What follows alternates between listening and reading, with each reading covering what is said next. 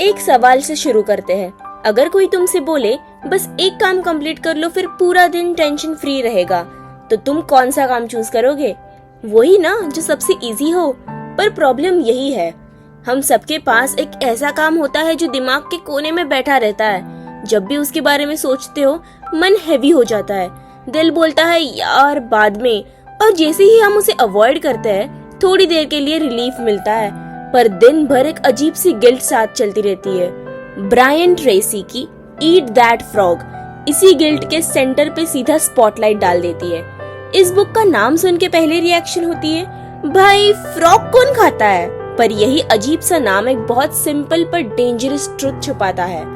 Frog कोई जानवर नहीं, वो काम है जिसे तुम रोज भागते हो, वो टास्क जो तुम्हारी ग्रोथ के लिए सबसे ज्यादा जरूरी है और इसीलिए सबसे ज्यादा अनकंफर्टेबल भी।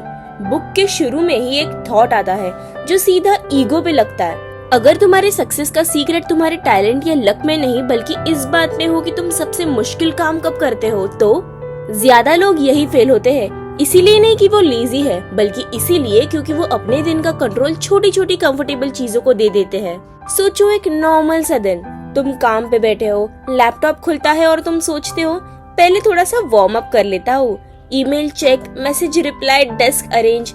तुम्हें लगता है तुम प्रोडक्टिव हो, पर असल में तुम सिर्फ अपने फ्रॉग से भाग रहे हो। ईट दैट फ्रॉग इसी भागने वाली आदत को एक्सपोज करती है, बिना गुस्सा किए, बिना लेक्चर दिए। किताब एक इंटरेस्टिंग बात इनडायरेक्टली समझाती है। लाइफ में स्ट्रेस का सोर्स काम की क्वांटिटी नहीं होती, बल्कि वो काम होता है जो पेंडिंग पड़ा होता है। एक ही टास्क जो तुम रोज पोस्टपोन करते हो पूरे दिन का मूड खराब कर देता है, और जब वो काम फाइनली हो जाता है ना, तो लगता है जैसे दिमाग का बोझ हट गया हो। ब्रायन ट्रेसी यहाँ एक पावरफुल कॉन्ट्रास्ट क्रिएट करता है। एवरेज लोग अपना दिन स्टार्ट करते हैं आसान चीजों से, सक्सेसफुल लोग अपना दिन स्टार्ट करते हैं उस काम से जो सबसे ज्यादा वैल्यू क्रिएट करता है। दोनों बिजी होते हैं, पर रिजल्ट सिर्फ एक के पास होता है। एक सेल्समैन था, जब भी उसे क्लाइंट्स को कॉल करना होता था वो पहले पेपर वर्क में घुस जाता। सेल्स नहीं बढ़ रही थी जब उसने सिर्फ एक हैबिट चेंज की, सुबह सबसे पहले डिफिकल्ट कॉल्स, तो इनकम में ड्रास्टिक जंप आया। काम सेम था, ऑर्डर चेंज हुआ। ईट दैट फ्रॉग ये किताब बार बार ये नहीं बोलती कि मुश्किल काम करो, वो बोलती है सही मुश्किल काम करो। हर दिन के 8-10 काम में से सिर्फ 1-2 ही ऐसे होते हैं जो सच में डिफरेंस क्रिएट करते हैं, बाकी सब सिर्फ शोर होता है। किताब का एक बहुत ही अंडररेटेड लेसन है सेल्फ रिस्पेक्ट, खुद की इज्जत करना। जब तुम रोज अपने फ्रॉग को अवॉइड करते हो, तुम खुद के साथ एक साइलेंट प्रॉमिस तोड़ रहे होते हो, और जब तुम उसे कंप्लीट करते हो, चाहे काम छोटा ही क्यों ना हो, तुम खुद पे थोड़ा और भरोसा करना शुरू कर देते हो। आगे बढ़ते हुए किताब प्रोक्रेस्टिनेशन के पीछे छुपे डर को एक्सपोज करती है। फेल होने का डर, गलत हो जाने का डर, जजमेंट का डर।